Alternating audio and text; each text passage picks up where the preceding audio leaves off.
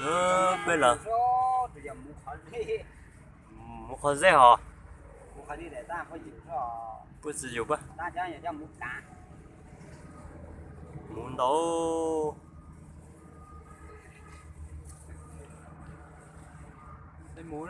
xem muốn đó muốn một bàn á, một cứ bàn á, bàn tàu cần còn nữa. còn nó có mà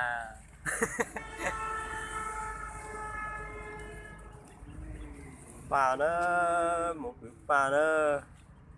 nó tao tính tốt chứ nó nè Cái gì?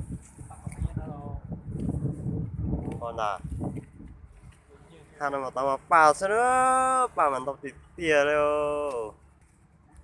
Thành thằng nó mà tao phải là bàn còn cầu xí nữa. Với mỗi xe lò tao nó với xây bà đó. Bàn tao sao giờ nó thông lại một tàn cho vào tao úp phải là bàn còn cầu xí nữa. Bàn còn cầu xí tàn thằng nó tiền nó. Ôi, để chế nó có sao.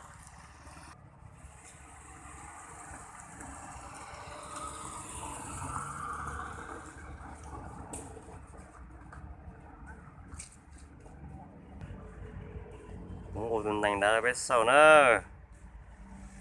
Ô, tuần này nữa rồi.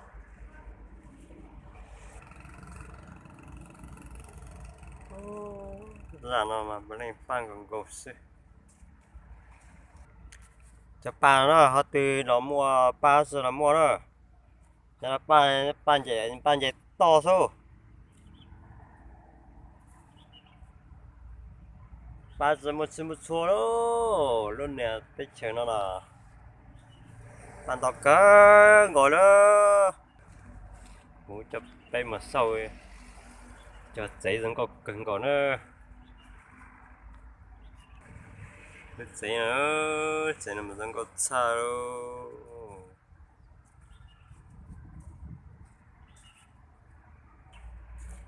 Ba sẽ mua đó, ba liếp ba đời ba đu ba sẽ.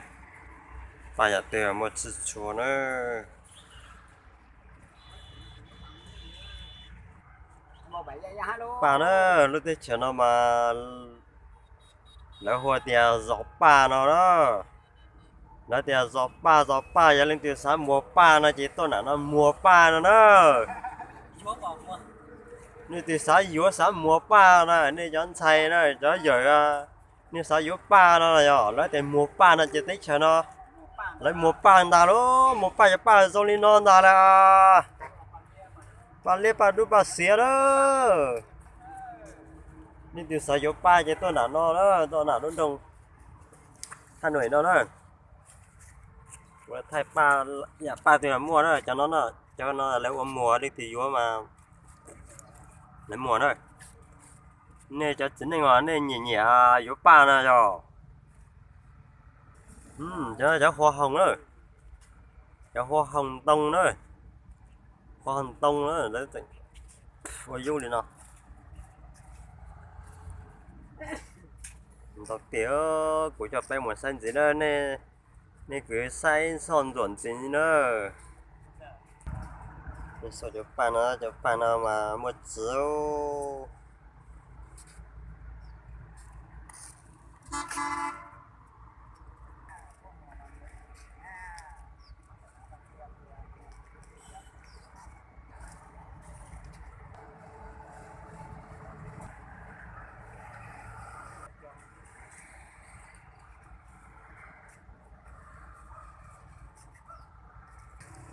chỉ tao hạt hay đó bé nhỏ nó bé lâu lành bé to xay cho ba nó xí nữa chỉ là một bé từ lại một tay to này chỉ có giờ tôi thay ta nữa tàn thôi cho nó là với lành ba này cho nó để sử tay ba sao cho sử tay ba sao tay ba tôi mà trong có xa nữa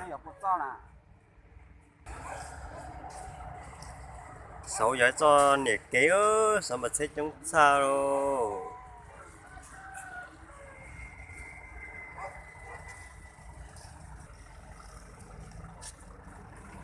冇呢又冇到冇飯啊！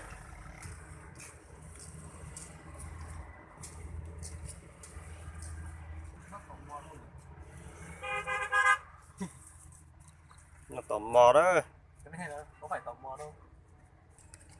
bạn nào mới ha ha đó cho nó sẽ có thể ăn chơi luôn